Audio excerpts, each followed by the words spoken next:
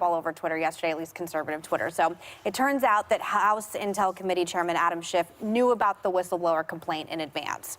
The whistleblower spoke to a House aide about it, and then the aide told Schiff.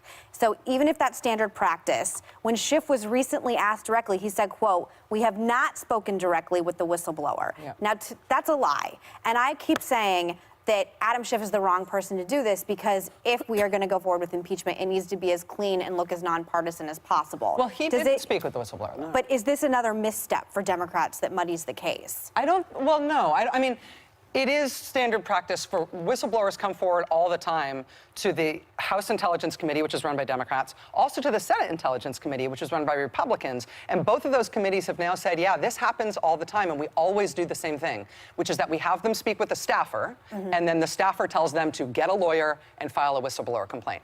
On the House side, they say this happens 2 or 3 times a month. Like, this is just a normal thing. And so Schiff didn't have any interaction with the whistleblower. You don't think he misspoke or it muddies the water? No, I don't. And I also feel like this focus on how the whistleblower, on who the whistleblower is and how the whistleblower's complaint was handled, both by the Republicans and the Democrats, is a side story. Can I just follow up really quickly, though, because one of the catalyst for this was when he was talking about parody, that I was making a parody when he was... in his opening statement? And I think, again, I want this to be taken as seriously as possible, because I want conservatives to understand, at least for me, this seems extremely serious. Yeah. And when he says it's a parody, that doesn't make me take what he's saying seriously. This is when he was characterizing the way that Trump behaved on that call. Sort of like a mafia don. Yes, and he was making the point that this was like a mafia-style shakedown. As a former prosecutor, it sounded like that to me. Yes, and he's making he's making those comments in his opening statement in the context of everybody having the White House notes on the call. So everybody knows what's on the call. He's characterizing it to say, as a former prosecutor,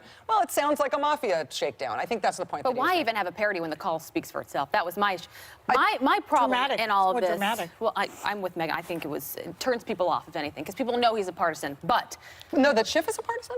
Well, he's had an effort to get him impeached well before this. Well, on the basis... He actually was reticent on impeachment. Schiff has been, as the head of the Intelligence Committee, he's been very much in the public eye on this stuff, but he has not been one of the people who's been pushing for impeachment. I thought the way he opened his statement, especially with Joe McGuire, was quite partisan. If you're watching it with an open mind, that, to me, felt uncomfortable. But my issue is, because I take this very seriously, I think the Ukraine call, that, to me, is very clear-cut of an abuse of power. And my frustration is that there has been a crying wolf for so long. This is it. This is the smoking gun. He's out for 2 years now from Democrats, from some members of the media, that now you have people in this country that are like, we don't believe anything anymore. They're shutting it off. They are not taking it as seriously as they should. And I ask you, do you think you're part of that problem? Do you think that you have you and others in the media? I think it's a very good point.